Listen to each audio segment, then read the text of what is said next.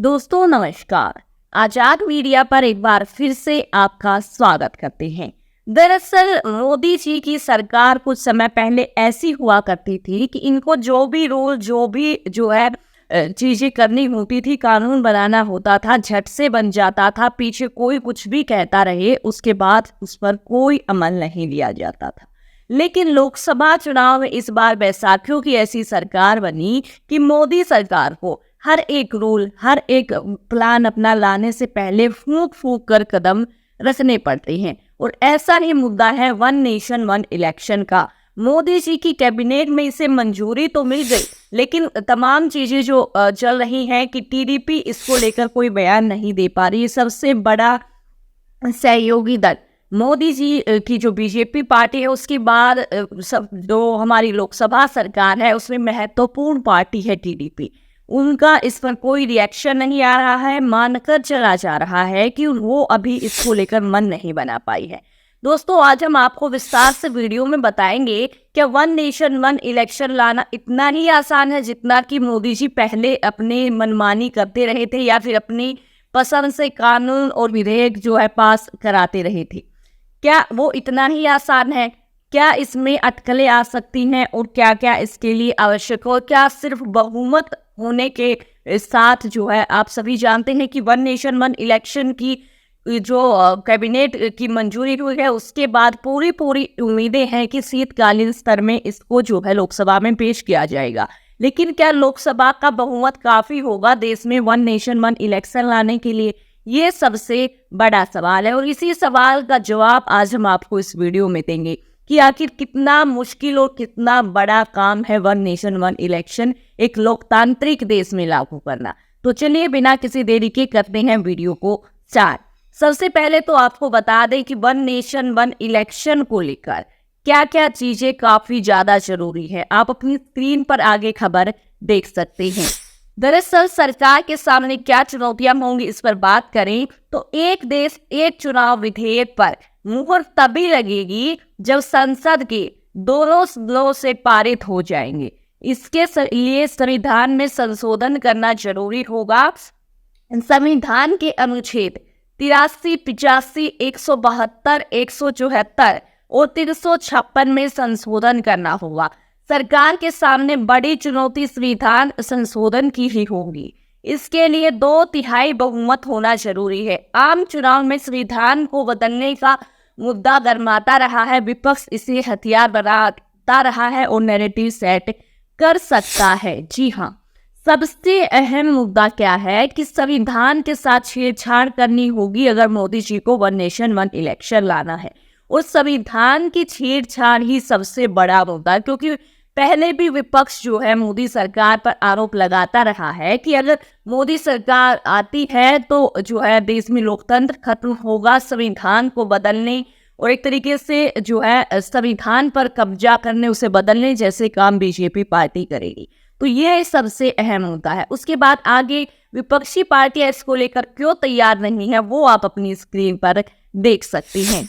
दरअसल एक देश एक चुनाव में से विपक्षी दलों में कई आशंकाएं हैं। एक आशंका यह है कि क्षेत्रीय पार्टियों का प्रभुत्व खतरे में आ जाएगा या खत्म हो जाएंगी, क्योंकि लोग देश के मुद्दों को ध्यान में रखकर वोट करेंगे और क्षेत्रीय पार्टियों को इससे नुकसान होगा। क्षेत्रीय मुद्दों की बजाय वोटर राष्ट्रीय मुद्दों को तरजीह दे सकते हैं। विधानसभा चुनाव में भी क्षेत्रीय पार्टियों के सामने संकट हो सकता है। वोटर्स के फोकस में राष्ट्रीय पार्टियां ही होंगी। जी हाँ, ये मानकर चला जा रहा है कि जो क्षेत्रीय लोकल दल हैं, जो राज्यों के अलग अलग छोटी बड़ी पार्टियां हैं, उनको इससे अच्छा खासा नुकसान हो सकता है, क्योंकि कोई भी चुनाव हो उसमें कुछ अहम मुद्दे होते हैं जो उस समय के हॉट मुद्दे होते हैं। अगर लोकसभा विधानसभा चुनाव सारी चीजें एक साथ होंगी तो कहीं न कहीं लोकसभा चुनाव इन आम लोकल दल है उनको प्रभावित कर सकता है और जो लोकतंत्र में उनको समानता के अधिकार से वंचित कर सकता है। तो ये था विपक्ष का विपक्षी पार्टियां इसे क्यों नहीं दरअसल अपना पा रही हैं। लेकिन इसको पास करवाने के लिए, इसको देश में लागू करने के लिए क्या क्या चीजें जरूरी हैं वो हम आपको बताएंगे। आप अपनी स्क्रीन पर देख सकते हैं। दरअसल विधेयक पारित करने के लिए लोकसभा में इस विधेयक को पास कराने के लिए कम से कम 362 और राज्यसभा में 163 सदस्यों का समर्थन जरूरी होगा। संसद से मंजूरी के बाद इस विधेयक को करीब 15 राज्यों की विधानसभा का अनुमोदन भी जरूरी होगा। उसके बाद राष्ट्रपति के हस्ताक्षर होंगे और कानून बन सकेगा।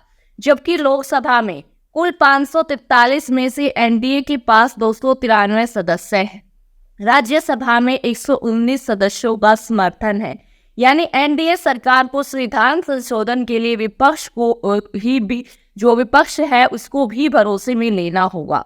21 राज्यों में फिलहाल एनडीए की सरकार है, इसलिए राज्यों की मंजूरी में तो शायद कोई पेच नहीं फंसने वाला है। लेकिन लोकसभा में इंडिया ब्लॉक के 234 सदस्य हैं, राज्यसभा में 85 सदस्यों का जो है समर्थन है। तो इस पर जो है फंस सकती है बीजेपी सरकार। तो ये थी पूरी जो प्रोसेस की, इस प्रोसेस के आधार पर जो है वन नेशन वन इलेक्शन जो है देश में लाया जा सकता है। लेकिन क्या ये सारी चीजें इतनी आसान हैं? क्या इतनी आसानी से देश में ये सारी चीजें लागू करी जा सकती हैं? देश के संविधान के साथ छेड़छाड़ की जा सकती है? या विपक्षी पार्टियों को मनाना इसके लिए इतना आसान होगा? दोस्तों, वन नेशन वन इलेक्शन एक ऐसा मुद्दा है जिसको जो है लागू करने में पूरी जो है मेहनत बीजेपी को करनी पड़ेगी, और फिर भी कोई गारंटी ये नहीं दे सकते हैं कि बीजेपी का ये dream project one nation one election सफल रहेगा। कल भी हमने आपको इस पर जो है बताया था किस प्रकार से जो है एक रिपोर्ट आई है जिसके मुताबिक 32 पार्टियां इसको लेकर जो है अपनी सहमति दर्ज करा चुकी हैं, लेकिन 15 ने इस पर मना किया है। और उसी के साथ 15 पार्टियां ऐसी हैं कि जिन्होंने कहा है कि इसे लागू अभी करेंगे या नहीं, इस पर हम विचार कर रही हैं। तो मुद्दा ये नहीं है कि कितनी पार्टियां, कितना बहुमत, मुद्दा ये है कि जिन पार्टियों ने मना किया है वो कितने बड़े दल है। दरअसल बड़े बड़े समाजवादी पार्टी, आप देखिए उत्तर प्रदेश में बीजेपी से बड़ी है समाजवादी पार्टी एक तरीके से लोकसभा चुनाव के माध्यम से देखें तो। इंडियन नेशनल कांग्रेस पार्टी देश का सबसे बड़ा विपक्ष दल। तो बड़ी बड़ी पार्टियां इसके खिलाफ है। छोटी मोटी पार्टियों को गिनने से समर्थन में बहुमत नहीं मिलेगा, क्योंकि बड़ी जो पार्टियां हैं, आम आदमी पार्टी है, इन जो पार्टियों ने साफ मना किया है वन नेशन वन इलेक्शन को लेकर। और दोस्तों, वन नेशन वन इलेक्शन को लेकर जो हम बता रहे थे आपको, विधेयक पास कराना पड़ेगा और ये सारी चीजें, केवल यही नहीं है, इसके अलावा भी जो है काफी सारा असर इसका जो है देश पर रहेगा। एक साथ इतने सारे संसाधन जुटा पाना काफी मुश्किल देश के लिए होगा। एक साथ इतनी सारे चुनाव करवाने के लिए क्या आज हमारे देश के पास इतने संसाधन हैं?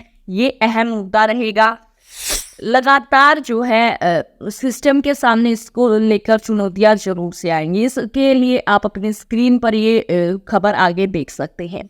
दरअसल सरकार को शुरुआती दौर में मैनेजमेंट से लेकर मैन पावर की कमी से जूझना पड़ सकता है। इसके साथ ही बजट का एक बहुत बड़ा हिस्सा भी एक साथ खर्च करना होगा। लाखों की संख्या में ईवीएम और पेपर ट्रेलर मशीन खरीदनी होंगी और स्टोरेज के लिए भी जगह बनानी होंगी। इसमें हजारों करोड़ का अतिरिक्त खर्चा बढ़ेगा। पोलिंग बूथ की संख्या भी बढ़ जाएगी। अमूमन ईवीएम 15 साल तक चलती है। एक चुनाव कराने पर इनका इस्तेमाल 3 या 4 बार ही हो सकेगा। उसके बाद फिर से नई मशीनें खरीदनी होगी। हालांकि लॉ कमीशन ने एक रिपोर्ट में कहा था कि एक्स्ट्रा खर्चा भी धीरे धीरे कम हो जाएगा। यानी अगर खर्चे पर बात करें तो जो अलग अलग चुनाव कराए जाते हैं उनको लेकर, और जब एक साथ चुनाव हो गए उसका कंपैरिजन किया जाए तो हो सकता है खर्चे में ज़्यादा फर्क ना पड़े। लेकिन एकदम से जो है देश में एक साथ चुनाव कराना, उसके लिए संसाधन जुटाना, पैरामिलिट्री फोर्सेज हैं, मशीनें हैं, जगह है, मैनेजमेंट है, सारी चीज़ें एक साथ करना इतना आसान नहीं होगा अगर इसे पास भी करा लिया जाता है। तो ये काफ़ी गंभीर मुद्दा है। इतना आसानी से मोदी सरकार इस पर जो है सहमति प्राप्त करके ना तो इसे लागू कर पाएगी और ना ही इसको इतनी जल्दी जो है देश में एक तरीके से लागू किया जा सकता। मान लीजिए 2029 में एक देश एक चुनाव का जो इनका समीकरण बन रहा है वो अगर लागू हो भी जाता है दोस्तों, तो सोचिए, जिन राज्यों में 2027, 28 या 2026 में विधानसभा चुनाव होने हैं, वहां पर विधानसभा का समय समाप्त होने के बाद जो समय बचेगा, यानी 1 या 2-3 साल, तो वहां पर क्या राष्ट्रपति शासन लगेगा? क्या ये फिर एकदम से हम कह सकते हैं कि केंद्र जो है उस पर कंट्रोल करने के लिए एक तरीके से ये सारी चीजें कर रहा है, क्योंकि कई राज्यों पर इसका असर देखने को मिल सकता है। तो ये थी पूरी report one nation one election को लेकर। आपकी इस पूरे मामले पर क्या राय है, हमें कमेंट बॉक्स में जरूर से बताएं। आगे आने वाली सभी राजनीतिक व देशभर की खबरों के लिए हमारे साथ जुड़े चैनल को सब्सक्राइब करें, वीडियो को शेयर करें। फिर मिलते हैं, तब तक के लिए आप सभी को जय हिंद, जय भारत।